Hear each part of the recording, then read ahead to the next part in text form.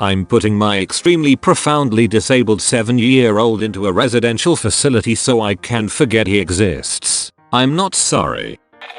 I can't tell anyone this, even my therapist. Lambaste me if you wanna and maybe I even deserve it. I only ask what you would do if you were in my situation. Not what you think people should do. What you would really do. I'm a single mum of 2 boys, 12 and 7. My husband passed away 3 years ago in a work accident. A very large portion of me believe it was a suicide. I can't see him ever making the mistake he made that caused his death, and he had taken an action just before that which ensured his co-workers weren't in the room. I fully believe he killed himself because of our younger son and no one will ever change my mind. We were told when I was pregnant that he would have Down syndrome.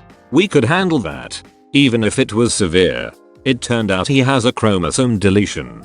His disorder is kind of rare so I won't post which specific one, but suffice to say he'll never be anything more than he is now or has ever been.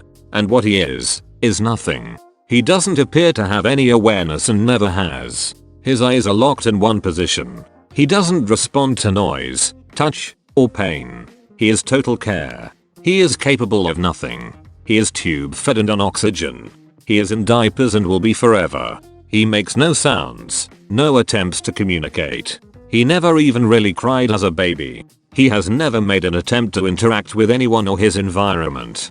I'm not upset, because I got a special needs, imperfect child. I feel the way I feel, because this, thing, takes up 200% of my time and does nothing. I didn't get an imperfect child. I didn't get a child. I don't love him. He doesn't have any personality. There is nothing to love. And yet I'm responsible for him. In addition to his extreme delays, he's also medically fragile. Respiratory crises. Fecal impactions. His autonomic nervous system doesn't function properly. Issues with his G-tube. Infections. Pressure sores no matter what we put him on or how we position him. Our older son has suffered because his non-existent brother has colored everything in his life. He's had medical care get delayed because there's only one of me and hot brother is more critical. We do have a visiting home nurse, but only 20 hours a week and we aren't eligible for more. I was starting law school. I gave up my dreams and my plan for my children for this potato. My older son can't do a lot of things he wants to do because of the younger's need for care and appointments. The final straw was I heard a sound. I went into younger son's room to check, thinking he had forgotten how to breathe again, and saw older son hitting him and screaming, "You're why I don't have a mother. You're why I don't have a father. You're why I can't have friends over. You're why I can't be in sports. I didn't ask for you and I hope you die." Instead of being horrified, I watched, and younger son just did not react. No signs of pain or fear or upset. No reaction at all. He breathes, but he is not alive. He doesn't know who I am. He doesn't know who older son is. He has no sense of self, life experience, or awareness of his surroundings. He doesn't need to be in my home. He doesn't know or care where he is. He is genetically my son, but he is not family. My previously abused, brain damaged cat who can't walk straight has more personality and is far more lovable than my child. In fact, I was looking forward to raising a Downs baby, even one with severe impairments, for that reason. With disability can come gifts. This boy is not a gift. He is a genetic mistake. I probably should have miscarried and would have definitely terminated if I'd known he would be like this. And the flip side is, if he has awareness, he's miserable. And there is nothing I can do. If he has likes and dislikes, no one knows what they are. If he is in pain, he can't tell anyone. If he wants anything, he can't communicate. He's had every imaginable therapy. Nothing has made a difference. And so he's leaving our home on the 29th. I feel excited and relieved and then guilty, because I know we'll be happier with him gone. He's already taken my husband and my son's father. He was working so much OT to pay for the cucumber's care. For the experimental therapies insurance wouldn't cover. Because this one was going to be the breakthrough. He was tired and defeated and disappointed. He sought counseling as well. But I don't think he could ever say the words "I don't want my son in my home" either. He's ruined my oldest son. I was so wrapped up on the younger I never realized how ignored and damaged he was. He lost his father too. I didn't just lose my husband.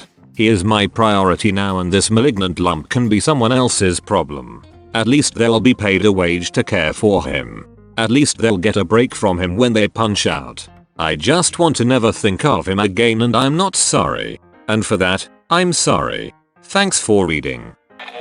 I work with profoundly disabled children every day, so I probably understand better than most. Unfortunately, in the vast majority of cases, a miraculous treatment for brain disease doesn't exist, especially if there was nothing there in the first place. Most times the best you can hope for is to slow the progression of damage. I'm sorry for what your family has been through, and I wish the best for you.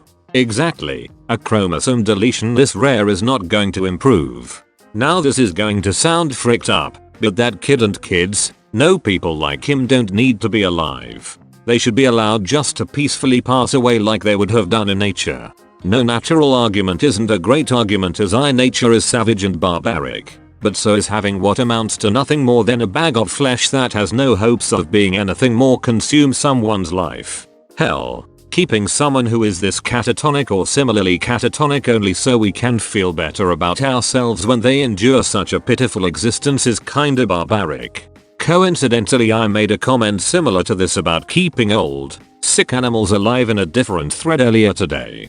I have to agree. For the same reasons, keeping people with no chance of improving alive is inhumane, and it always ends up feeling like we do it for ourselves as opposed to the suffering person. I feel for OP, and if the government won't let her do the correct thing, then it should be the government who takes care of the child. Take your other son to Disney or some other vacation for a week on the 30th. Also, get counseling for him and for you when you get home. OP, please talk to your therapist about this. If you don't feel like you can talk to your current one, maybe find a new one. Exactly. If there's one person who needs to hear this, it's a therapist. I'm not saying this because I think she can work things out. I agree that giving the kid to a residential home is the best thing for everyone involved. But your therapist is there to talk about something so huge and emotionally exhausting. They can't give you adequate therapy if you're holding this sort of information back. They'll help you cope with the decision. That way you don't have to resort to anonymously posting on Reddit to find validation. If your current therapist isn't understanding of your situation, then you should find a new one. Therapists aren't supposed to be the moral police, so a good one will look past any personal biases they have and help you cope with and overcome your current problems. As a psychologist, I agree 100%. Your therapist is trained to put aside their own it and deal with this. If you feel you cannot speak with yours, please go seek out a new one. I know when talking to a therapist many worry that we're judging them. I promise you we are not. We are there to help you carry and unload all of this baggage. Sometimes we are just the person to hold it all for you so you don't have to keep it all in. Please talk to them. It will feel better. It's fine she's putting him in 24/7 care, but it's not okay that her and older son are not in therapy. Honestly, I think that may be the best, only choice for you. While I can't understand exactly what you're going through, I've seen how bad it can be for parents of children with any disorder. It may sound cruel, but I hope doing this can help the bond between you and your oldest son. I hope everything becomes at least slightly better for you. I've never been in this situation. I've no family like this. I've no children at all, but I would do exactly what OP did if not sooner. I have seen many children with siblings like this. I have seen many parents with children like this, and I've dealt with many children, and every single time, it's incredibly obvious the harm it does to their family, their mental health, emotional health, sometimes even physical harm. Even the relationship between the normal children and their parents becomes strained and toxic. I absolutely love dealing with kids and do so all the time, but I decided to not have kids simply because of the fact that they might be severely disabled. There's nothing wrong with anything OP did. I'm sorry for you, because you are obviously having a hard time and emotionally at the end of your rope, which is why you're venting here. I think you'll get lots of hate for posting this. However, that's the last thing you need. You're being honest.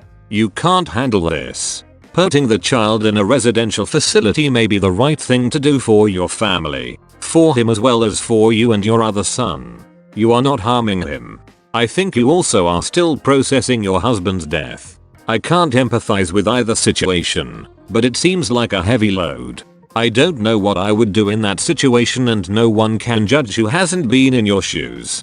You're okay. Forgive yourself. Thank you for at least trying to understand. I appreciate it very much. To be honest, I think the most humane thing would be to have him take off life support.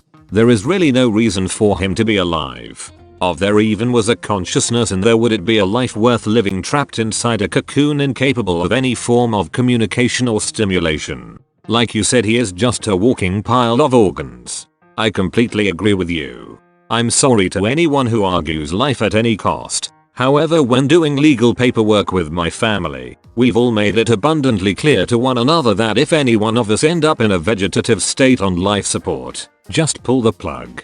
Life is beautiful, but this isn't a life. I'm sorry to anyone who argues life at any cost. People who do that are freaking idiots. There are so many situations, like OPs, where life is not desirable,